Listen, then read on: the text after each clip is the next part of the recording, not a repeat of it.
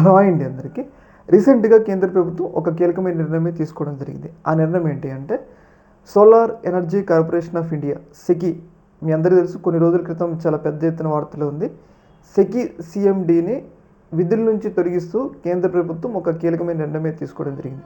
ఎన్ని విధుల్లోకి తొలగించడానికి కారణం ఏంటి అంటే ఏదైతే జగన్మోహన్ రెడ్డి హయాంలో సెకి నుంచి జగన్మోహన్ రెడ్డి గారు ఉన్నప్పుడు ఏపీ ప్రభుత్వం విద్యుత్ కొనుగోలు చేసింది కదా, ఆ కొనుగోలు చేయడంలో అవకతవకలు జరిగినాయి. అదాని నుంచి దాదాపు జగన్మోహన్ రెడ్డి కొన్ని వందల కోట్లు లంచం తీసుకున్నారు అని చెప్పేసి ఒక పెద్ద ఆరోపణ అయితే ఉంది కదా.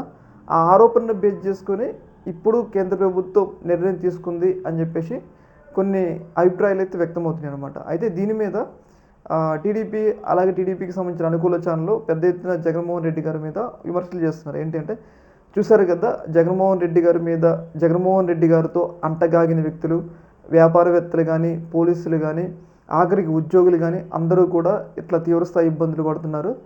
జగన్మోహన్ రెడ్డి గారి వల్లే ఏదైతే సెకి సీఎండి రామేశ్వరరావు గుప్తా యొక్క ఉద్యోగం పోయింది అని చెప్పేసి వాళ్ళు పెద్ద ఎత్తున ప్రచారం అయితే చేస్తూ ఉన్నారు.